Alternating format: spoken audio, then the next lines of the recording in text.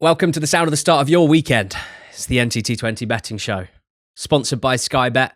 It's him, George Elek, and me, Ali Maxwell, making betting picks ahead of a full slate of EFL action. It's for over 18s only because betting comes with risks. Head to gambleaware.org to brush up on the risks that come with gambling. George, how are you doing?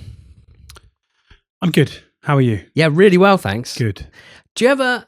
Yes. I think you do.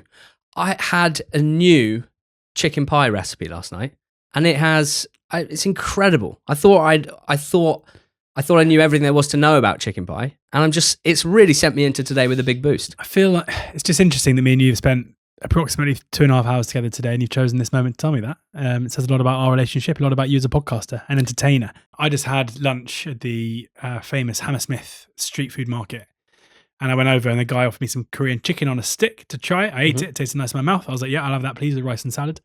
He goes, okay, and I pay for it. And then he goes, you can have more chicken if you want for just £2. And I was like, quite hungry. Always looking for value. Why not? I've already said no to a couple of those salads, so I don't like them. So yeah, I'll have some more chicken.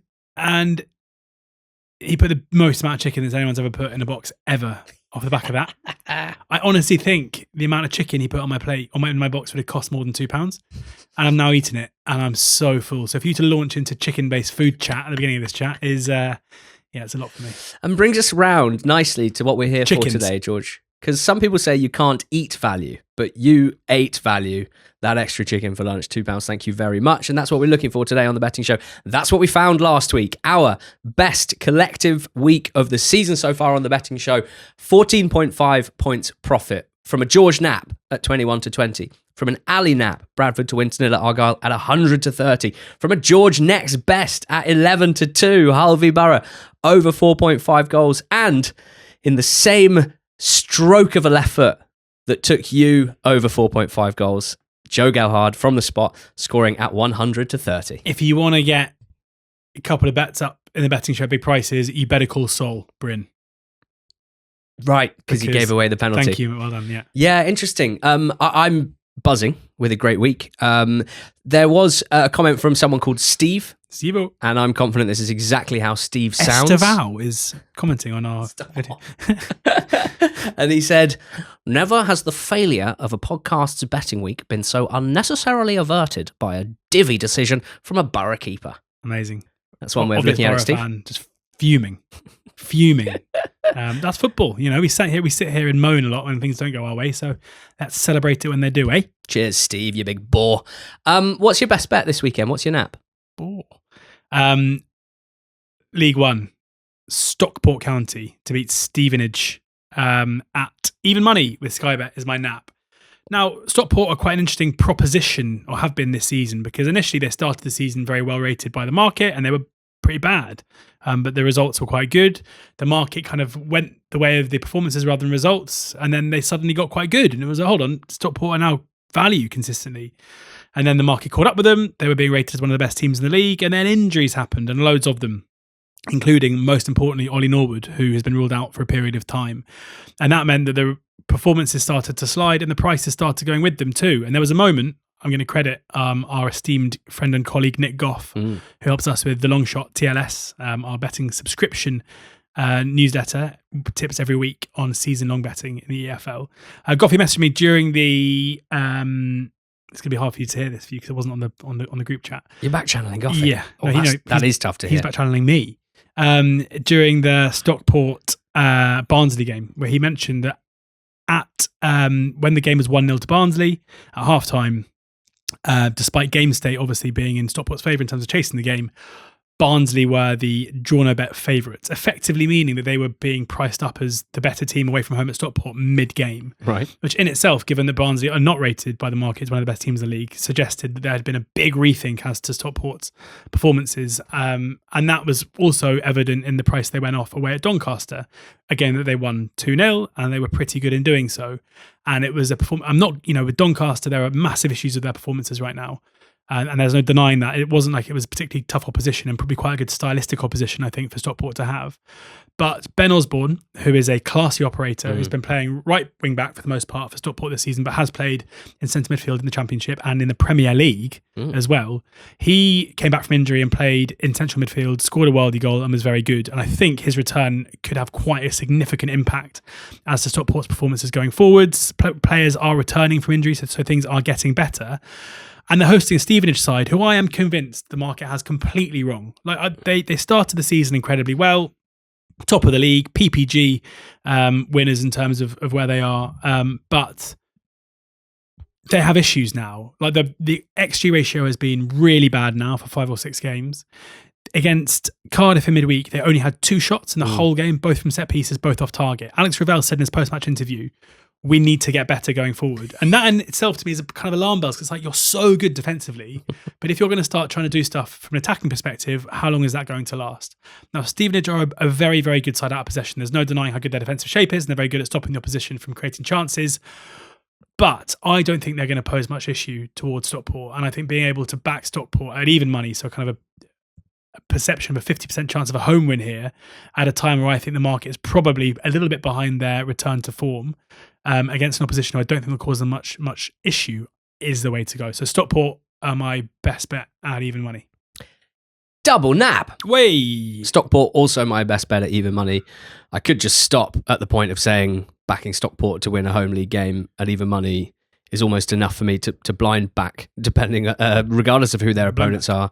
Their level of consistency and performance and points return, particularly at home over the last 3 or 4 seasons, means that, for me, they are one of the more dependable teams across a long sample size to back in the EFL, and even money gives us an opportunity to do that. I've nothing more to add, Your Honour, other than to say that in Stevenage's last 8 league games, they have scored 4 and conceded 4. There has been 8 goals total in their last 8 league games, which should be some sort of war crime, or at least just a normal crime. Best way for them to go about finishing as high in the league as possible. All respect to Ravel, but I'm not sure it's going to work here. It's a double nap. Stockport County at even money. I'll go straight into Goalscorer Corner. I've had a really good couple of months on Goalscorer Corner. I think I make it 10 winners in the last 11 weeks on the betting show, but big issues this week with Gelhard injured, missing the midweek game. And Gelhard Corner. And Laurent Tolai suspended. What am I going to do? What am I going to do? I thought about X Geesley. Like Manhoof? No Manhoof, no X Geesley, although he was on the long list. I've got 2 picks, 1 point on each, and then a half-point double. The first one is Kyrese Lisby, 3-1 for Colchester to score away at Salford City. Now, what's funny about this is that Lisby is more or less being priced up as a striker, even though he plays off the right of the attack. And ordinarily, I would say, just on principle, that's not great for value. But the thing about Lisby is, and this is going to be detailed more in a piece on ntt20.com going out on Friday about basically the best transfer targets in League 2 at the moment, if you're a League 1 or even a Championship club, is that Lisby is either the most dangerous, or at least in the top 3 most dangerous attacking players in League 2, if you look at expected goals per 90.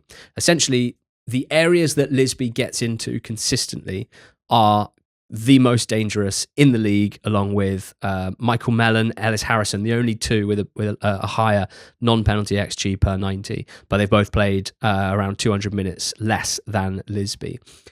He's one of the quickest players in the league, and what I find fascinating is the way that he uses his pace, which I think stands out over other quick players in the EFL, or certainly in League 2, where he uses his pace mixed with some intelligence and the goal-scoring gene passed down by his father, Kevin, to burst past defenders off the ball and get into the most dangerous areas of the penalty box in order to receive cutbacks or through balls and then finish first time. He's not an on-ball guy. He's not a Dylan Markanday or a Berry, for example, from Chesterfield, who get on the ball wide, beat their man inside and try and curl one in from 20 yards from the corner of the box. He breaks his neck to get into the 6-yard box and he scores tap-ins. He breaks his neck to get in behind when the players in midfield and the opposition have a high line. And he's perfect for this current style of football that's across the leagues, which is heavily transition-based, back to front pretty quickly.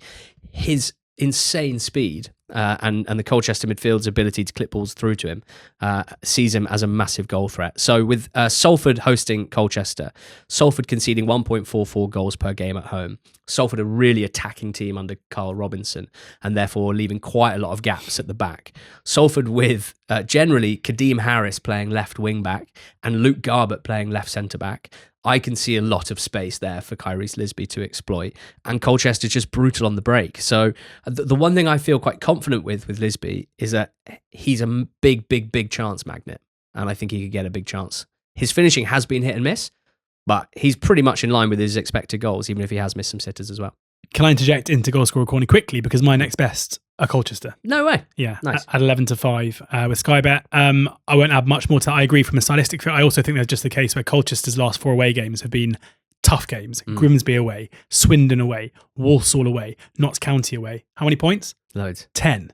3 wins and a draw. Like, they're really good. It feels like away games against better teams is like perfect for them, because they can sit deep. They're very happy, compact defensively, and their players attacking transition, with Lisby being at the forefront of that, are so good. They've only conceded 2 goals in those 4 games as well. So yeah, Colchester my next best. Loads more detail on Lisby's game on ntt20.com Friday morning.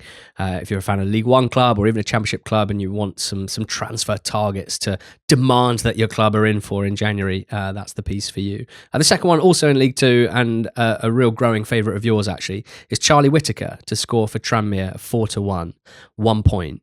Now, this has landed in 4 of his last 8 games. He is running pretty hot at the moment, and I'll be honest, a player that takes more than half their shots from outside the box. Again, it's not something that I would necessarily always love. But what's clear, I think is becoming clearer from about a year's worth of football now from Whittaker at this level, is that Tranmere have managed to carve out a good role for him, and it took a couple of months for that to happen. And B, he's a really good finisher. He's good at shooting, and he scores excellent goals from outside the box, but he can also score kind of late arriving second striker, number 10 type goals as well. He's playing for a Tranmere team that are basically the complete opposite of what I thought they'd be. They have scored 17 goals in their last 8 league games. No blanks in that time. They're conceding goals for fun as well, which I didn't see coming at all. And he's basically their biggest goal threat. At the start of the season, it was Omari Patrick. And if you compare the two stats-wise, they're pretty similar. Patrick's in there at 100-30, Whittaker at 4-1. Then there's the fact that I watched Crewe on Wednesday night against Newport. I couldn't believe how open they were. They were 2-1 up playing against 10 men, and they were still like on ultra aggressive, ultra attacking. And Newport, every time they got it, were like, all right, like they haven't got anyone back, so we could actually create quite a good chance here.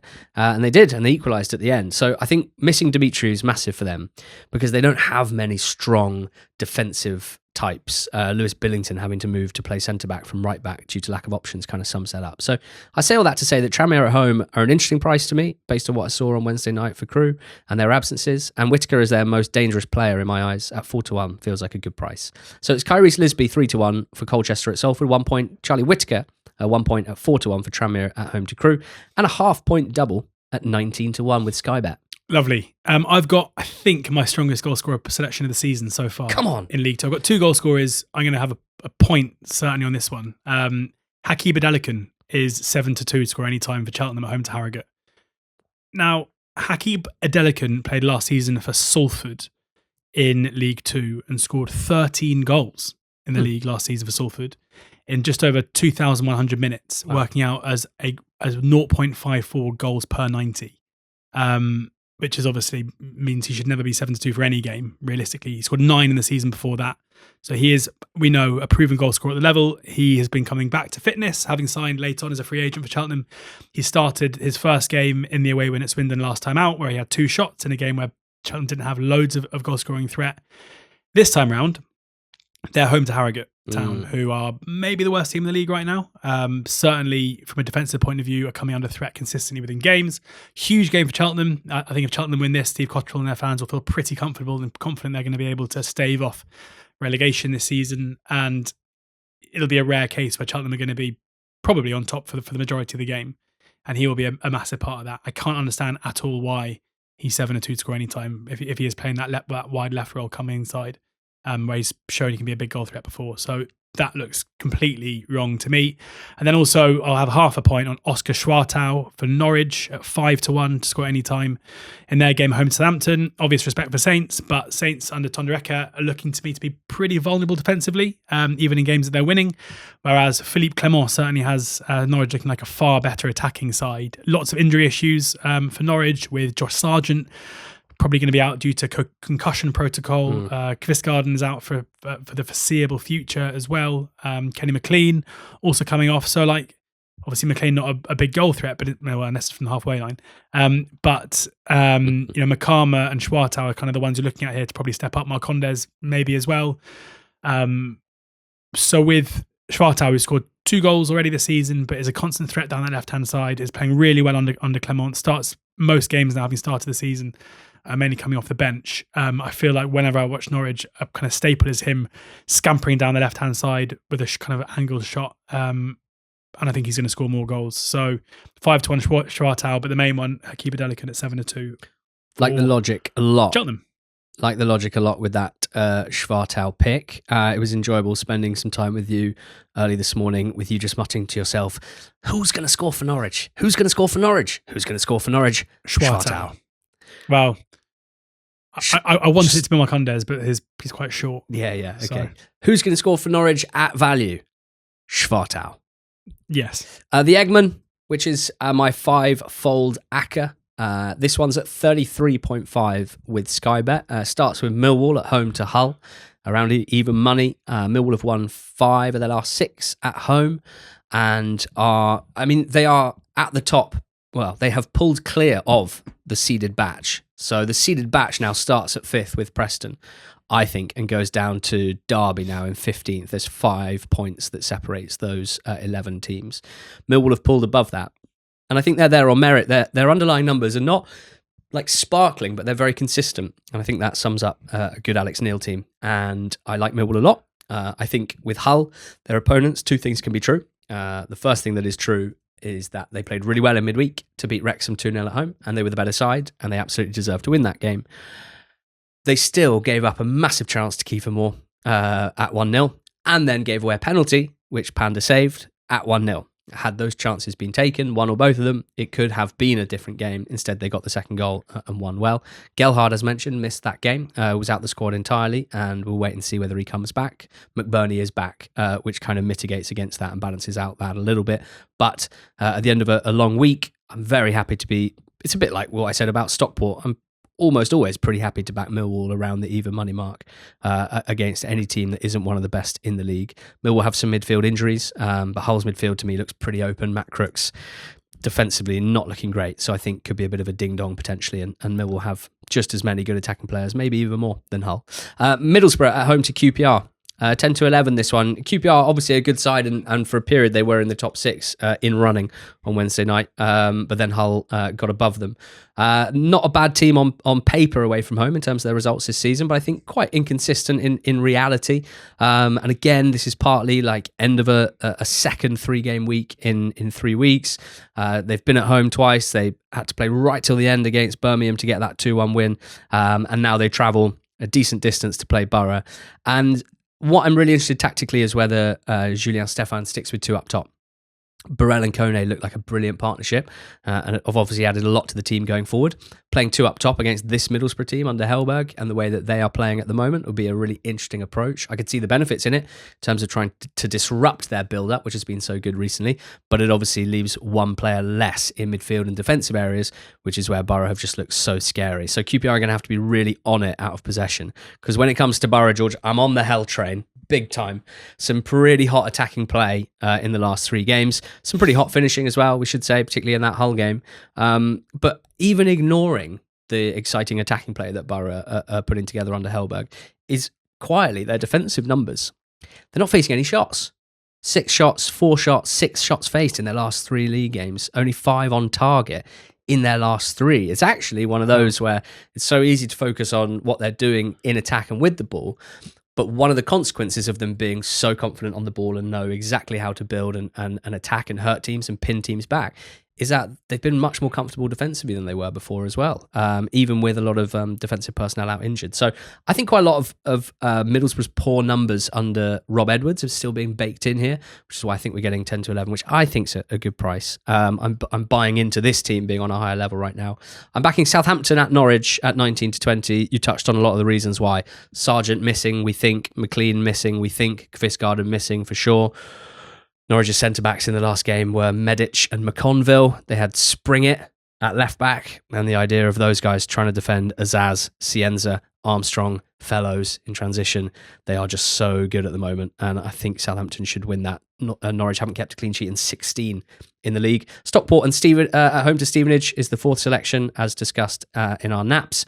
And then Fleetwood at Newport at 5 to 4. Newport will be waking up this morning, Thursday morning, feeling positive after getting a point late at Crewe with 10 men. But I watched that game. I'm not quite buying it as a huge reason to re-rate Norwich under Fuchs yet.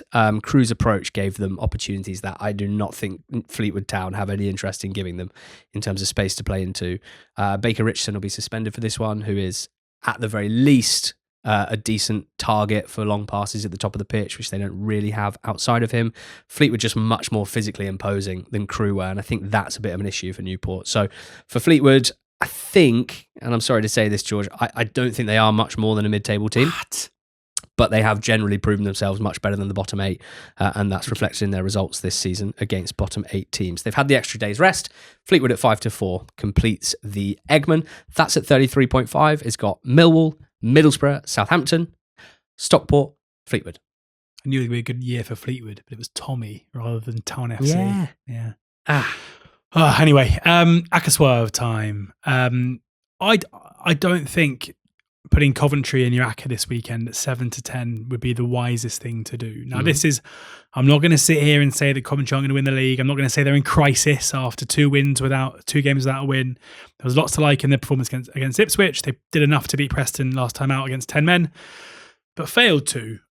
It's more that Bristol City, to start with, are a pretty tough nut to crack when they are away from home. And I think that is in part because their style of play is very suited to giving up a bit of possession, sitting a bit deeper and being able to use their transitional players to attack.